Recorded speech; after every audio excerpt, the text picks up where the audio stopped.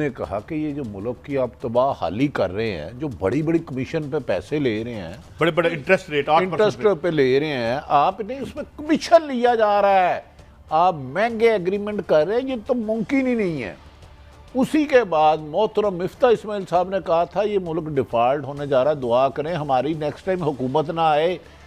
انہیں ایسے لگتا تھا میرے خیال میں نواز شریف اینڈ کمپنی کو، نون لیگ کو، کہ نیکسٹ الیکشن عمران خان جیتنے جا رہا ہے اور اس ملک کو جان بوجھ کے ڈیفالٹ کروانا چاہتے تھے۔ یہ میری انفارمیشن ہے کہ اتنا مہنگے مہنگے قرضے لے لو کہ اس کو ادا کرنا چاہے بھی تو ممکن نہ رہے۔ انہوں نے یہ بھی نہیں سوچا کہ آئندہ ہم بھی آ سکتے ہیں۔ نہیں دیکھیں، مفتاح اسماعیل صاحب کو انہوں نے کہا کہ یار یہ ملک ڈیفالٹ ہو جائے گا جس ڈائریکشن میں آپ لے جا رہے ہیں، اتنی یہ جو ملک آتا ہے روتا ہے کہ آپ کمیشن مانگتے ہو۔ انہوں نے کہا سر مجھے بھی پتہ یہ ملک نہیں اب چل سکتا، اللہ کرے ہماری حکومت نہ آئے۔ اب خبر یہ بھی آ رہی ہے کہ 2016 میں میٹنگ ہوتی ہے جس میں عسکری قیادت بھی بیٹھی ہے اور فواد حسن فواد کہہ رہے ہیں کہ یہ قرضے واپس، اور نواز شریف صاحب بھی کنسرن کا اظہار کر رہے ہیں، مگر ڈار صاحب اڑے ہوئے تھے۔ بھائی جان میں عرض کر رہا ہوں کہ جب دیکھیں آپ ہمیشہ ایک چیز کہتے ہیں کہ ملک کی اکانومی، اشرافیہ کی اکانومی صحیح چلے گی یا ملک کی، عوام کا پیسے مفت بڑے بڑے کمیشن لے کے، حرام کا پیسہ لے کے، بڑی بڑی کمیشن لے کے ایگریمنٹ کرو گے، اپنا حصہ لو گے تو عوام پہ بوجھ ڈالو گے نا۔ بل تو عوام نہیں دینا، گیس بجلی پانی بل تو عوام نے دینا، یہ تو اشرافیہ کے لیے تو پینٹ ہے۔ یہ ملک کسی اور ڈائریکشن میں جا رہا ہے۔ یورپی یونین کا بیان آ جانا، پاکستان ڈیفالٹ کے قریب چلے جانا، شوکت ترین صاحب نے کہنا کہ 4 مہینے بعد تو یہ ملک ہی ختم ہو جائے گا، ان قرضوں کی طرح چل نہیں رہا۔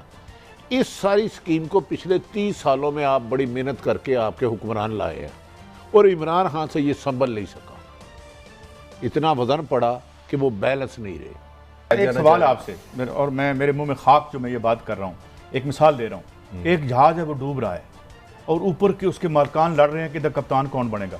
اس کا سمپل جواب ہے، مجھے 1 منٹ دے دیں، ایک ریشن سی بات ہے جو آپ نے پہلا سوال کیا۔ دیکھیں بٹی صاحب یہ ادارہ چلا رہے ہیں، اللہ تعالیٰ نے ان کو ایک عزت دی ہے، تو ان کا کام یہ نہیں۔ عمران خان نے بڑی خوبصورت بات کی تھی کہ میں کمیشن بٹھانے لگا ہوں، 110 ارب کا قرضہ ہے، بلین ڈالر کا ہے۔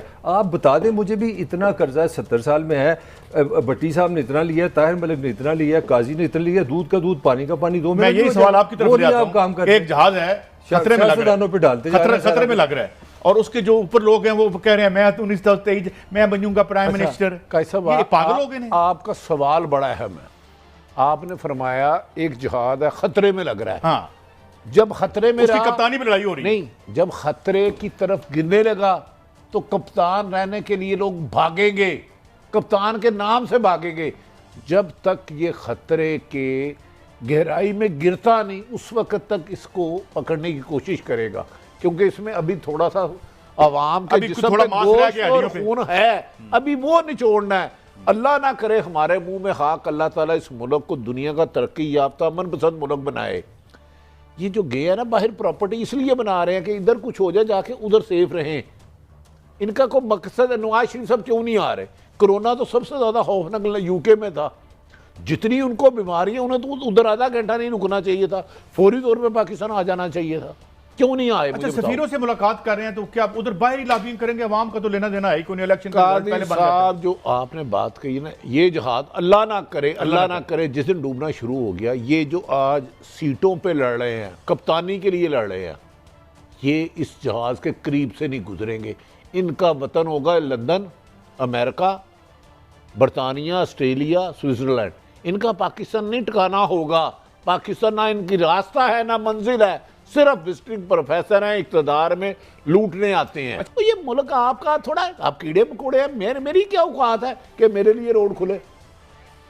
یار میں کیڑا مکوڑوں پھنس گیا، کیا ہو گیا؟ آج جب PM صاحب آئے تھے ہمارے قابل احترام، جس وزٹ سے VIP گئے ہیں، اگر ادھر چڑیا بھی ہوگی تو مجھے پکڑ لیجئے گا۔ وہ بٹی صاحب میں آج کی بات بتا رہا ہوں، میں 6 مہینے میں تھوڑا سا اس پہ بھی تھوڑا چھیڑنا چاہ رہا ہوں کہ خان صاحب کو ریلائز ہوا کہ ضمنی الیکشن پنجاب کی بارے میں بات کرو، انہوں نے CM صاحب سے کہا ذرا مجھے رپورٹیں دو، ڈسکا کی بھی بات کی ہے انہوں نے، اپنا خوشاب کی بھی بات کی ہے۔ جو ایک بات انہوں نے کی ہے مجھے لگا کہ دل ہی دل میں ننا منا ان میں نواز شریف ہے۔ انہوں نے کہا یار ایسے پروجیکٹ بناؤ، ترقیاتی منصوبے ایسے بناؤ تاکہ اس الیکشن میں ایسے لگے کہ ہم نے بہت کچھ کیا ہے۔ مجھے لگتا ہے وہ MNA MP کا پرانا سسٹم ملک صاحب آپ مجھے کالی کھوئی میں پھینکنا چاہ رہے ہیں۔ پچھلے چند دنوں سے بڑے بڑے ترقیاتی فنڈ اناؤنس کیے جا رہے ہیں. یہ نواز شریف کی پالیسی تھی. وہی میں کہہ رہا ہوں واپس آ گیا نواز شریف صاحب نے پاکستان کو نہیں بدلا, خود بدل لیا نواز شریف سے. آپ جہاں جہاں جا رہے ہیں بڑے بڑے پروجیکٹ اناؤنس کر رہے ہیں. میں چیلنج دے رہا ہوں, بتا دوں گنتی کر کے ایک ایک نام لے کے. اصلاحات بھی کر دی ہیں, وہ الیکشن کی بھی اصلاحات کر دی ہیں. مجھے دوسری بات بتائے, یہ بلدیاتی الیکشن یا جو ضمنی الیکشن کیوں نہ ہارے؟ انہوں نے جو وعدے کیے تھے کتنے پورے کیے ہیں؟ چلو مجھے یہ بتائیں, میری رہنمائی فرمائیں. مہنگائی کا وعدہ تھا ختم کریں گے, وہ ڈبل کر دیا. بے روزگاری کا تھا ہم کروڑوں. میں یہ نہیں کہہ رہا قاضی صاحب آپ کہتے کہ نون لیگ کا ووٹ بن رہا بڑھا. میں یہ کہہ رہا ہوں پی ٹی آئی کا جو بیلوس ووٹ تھا, جنہوں نے کروڑوں روپے لگائے ان پر, اور بیلوس مجھے آج بھی 2011 کا جلسہ یاد آ رہے ہیں. وہ جو نیوٹرل خاموش ووٹر تھا نا, جسے بہتر مستقبل کی امید تھی کہ وزیر اعظم عمران خان آئے گا تو ہمارے بچوں کو انصاف روزگار ملے گا, اور ظلم ملنے لگ پڑا. جب آپ ایک بھی وعدہ نہیں پورے کریں گے تو پرانے کھلاڑی جنہوں نے 20-20 ہزار جعلی ووٹ بنایا ہے پھر وہی جیتے گا. پی ٹی آئی کو 11 میں سے 10 ضمنی انتخابات میں شکست ہوئی. عوام نے حکومت کو کیا پیغام دیا ہے, جانتے ہیں اپنے تجزیہ کا. آپ کا جو سوال ہے کہ عوام کیا پیغام دے رہے ہیں, میرے خیال ہے صرف ایک پیغام نہیں دیا جا رہا, عوام کئی پیغام دے رہے ہیں. سب سے پہلا پیغام تو یہی دیا جا رہا ہے وہ 2018 کے الیکشن کے بارے میں ہے کہ جو بھی اگر پارٹی اپنی مقبولیت سے اپنے بل پر اقتدار میں آتی ہے تو اس کی مقبولیت اتنی جلدی کم نہیں ہوتی. یہ ہم دیکھتے ہیں کہ کوئی بھی پارٹی آتی ہے, یہ تو ممکن ہے کہ 3-4 سال بعد 5 سال بعد جا کر اس کی مقبولیت کم ہو جائے, لیکن ایسا نہیں ہوتا کہ آنے کے 1-2 سال کے ہی اندر پارٹی کی مقبولیت کا گراف اتنا نیچے گر جائے کہ وہ پیدر پہ تمام الیکشن ہار جائے. تو یہ پہلا پیغام تو عوام یہ دے رہے ہیں کہ جو نون لیگ کا بیانیہ ہے 2018 کے الیکشن کے بارے میں وہ درست ہے, تو عوام نے اس کو اپروو کیا. پہلا پیغام تو یہ ہے.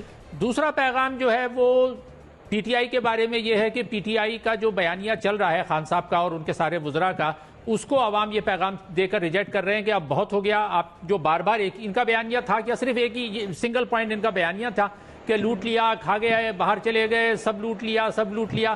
اب آج تک, یعنی آج بھی آپ خان صاحب کی تقریریں سن لیں, وہ وہی دہراتے ہیں کہ جی انہوں نے لندن میں یہ بنا لیا, یہ اب لوگ ان سے تنگ آ چکے ہیں. تو عوام دوسرا پیغام یہ دے رہے ہیں کہ بھئی یہ آپ کا بیانیہ پھٹ چکا ہے, یہ ختم ہو چکا ہے, اس میں اب یعنی یہ ایک پھٹا ہوا ڈھول ہے جو یہ بجائے چلے جا رہے ہیں 3 سال سے. تو عوام کا دوسرا پیغام تو یہ ہے.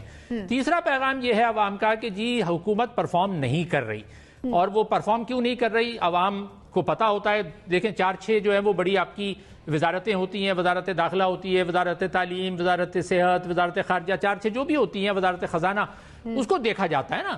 تو آپ دیکھیں سب سے پہلے براہ راست تعلق جو ہے وہ وزارت خزانہ سے ہوتا ہے. اب خزانہ کا یہ حال ہے کہ خزانہ ہمارا خالی پڑا ہوا ہے, ابھی تک ہم جو ہے وہ لوگوں سے مانگ کے کام چلا رہے ہیں, کہیں بھی 3 سال میں اپنے پیروں پہ کھڑا کرنے کی بات نہیں ہو رہی ہے.